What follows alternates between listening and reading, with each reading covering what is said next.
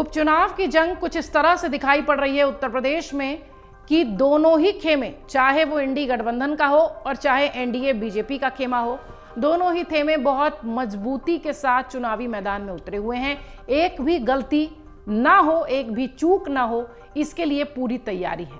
इसी कड़ी में बीजेपी ने यह तय किया है कि जातीय समीकरण के हिसाब से हर सीट पर वो अपने 10 विधायक उतारेगी ताकि चुनाव में कोई गलती ना हो। उपचुनाव में प्रदेश की सभी 9 विधानसभा सीटें जीतने का लक्ष्य हासिल करने के लिए बीजेपी के रणनीतिकारों ने जातीय समीकरण साधने पर खास फोकस किया है।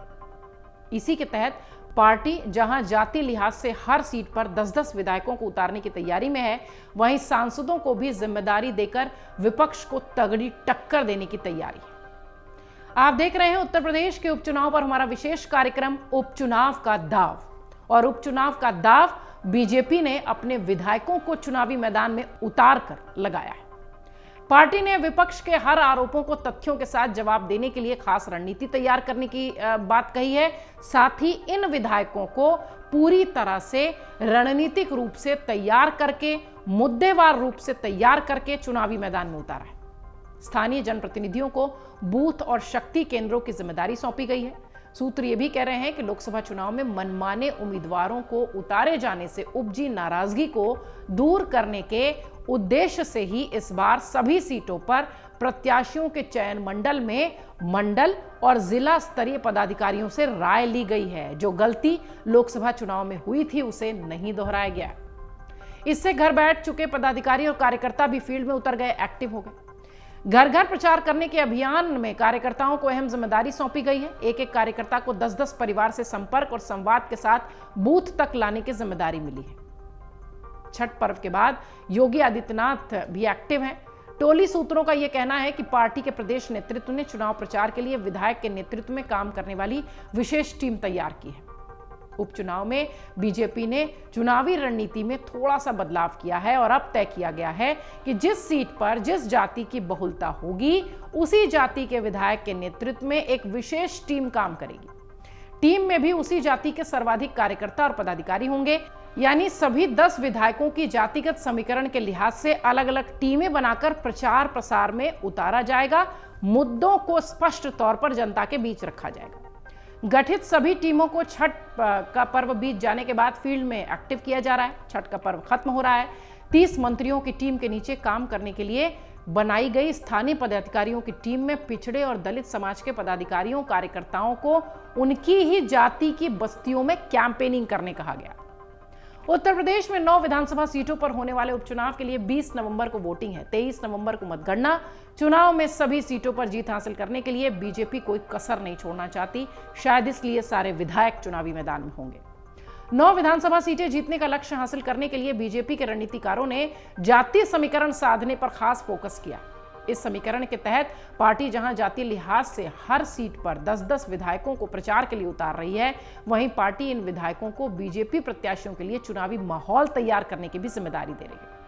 इसके साथ ही यूपी की 9 सीटों पर उपचुनाव के लिए मतदान 20 नवंबर को होने वाली वोटिंग से पहले बीजेपी मजबूती के साथ अपने तमाम विधायकों और सांसदों को चुनावी मैदान में तैयारी के लिए उतार रही है। जिन विधानसभा सीटों पर उपचुनाव होने हैं उनमें कटहरी, करहल, मीरापुर, मजवा, सीसामऊ, खैर, फूलपुर जो कि प्रयागराज की सीट है, कुंदरकी, मुरादाबाद की सीट, वो शामिल है। इन सभी सीटों पर जीत हासिल करने के लिए बीजेपी की जो प्लानिंग है वो फुल प्रूफ हो, इसको भी सुनिश्चित किया जा रहा है।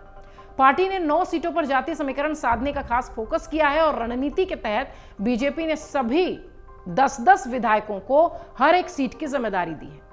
इसके साथ ही सांसदों को भी जिम्मेदारी देकर विपक्ष को तगड़ा टक्कर कैसे दिया जाए, इसके लिए प्लानिंग की है।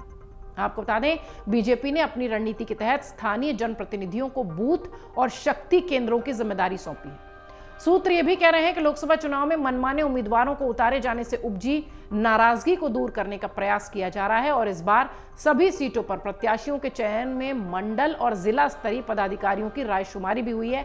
जो अभी हमने आपको बताया था कि लोकसभा चुनाव में इस तरह की गलती हुई थी, स्थानीय नेता, स्थानीय पदाधिकारी, जिला स्तर के जो कार्यकर्ता थे वो नाराज थे और जिसका असर सीधे सीधे चुनाव परिणाम पर नजर आया। इसी वजह से जो घर बैठे हुए पदाधिकारी हैं, कार्यकर्ता हैं, वो सब फील्ड में एक्टिव हो गए। घर घर प्रचार करने का अभियान शुरू है।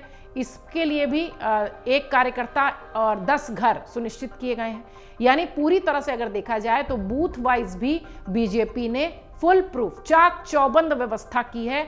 वोटर्स कैसे बाहर निकलें, जिन सीटों पर जाति की बहुलता होगी वहां उस जाति के विधायक के नेतृत्व में विशेष टीम काम कर रही है। इस टीम में भी उसी जाति के सर्वाधिक कार्यकर्ता और पदाधिकारी शामिल होंगे। यानी एक सीट अगर हाथ से निकली तो इसका सीधा जो असर होगा वो आने वाले 2027 के विधानसभा चुनाव पर पड़ेगा। बीजेपी लोकसभा चुनाव के परिणाम को देखते हुए फूंक फूंक कर कदम रख रही है, इसलिए विधायकों और सांसदों सहित तमाम लोगों को एक्टिवली फिलहाल पार्टी ने फील्ड पर उतार दिया है। और इस बार जो लोकसभा वाली गलती थी कि जिला स्तरीय और जो क्षेत्रीय कार्यकर्ता थे उनसे रायशुमारी नहीं हो रही थी, अब फिलहाल उनसे बातचीत करके पूरी प्लानिंग की जा रही है और उन्हें भी एक्टिव किया जा रहा है। विधायक सांसद उपचुनाव के चुनावी मैदान में देखना यह है कि यह प्रयोग बीजेपी का कितना सफल होता है। अगर आप ये वीडियो YouTube पर देख रहे हैं तो हमारे चैनल को सब्सक्राइब कर बेल आइकन दबाएं और Facebook पर देख रहे हैं तो हमारे पेज को लाइक करें। 8 मिलियन प्लस सब्सक्राइबर, आपके इस भरोसे के लिए बहुत धन्यवाद।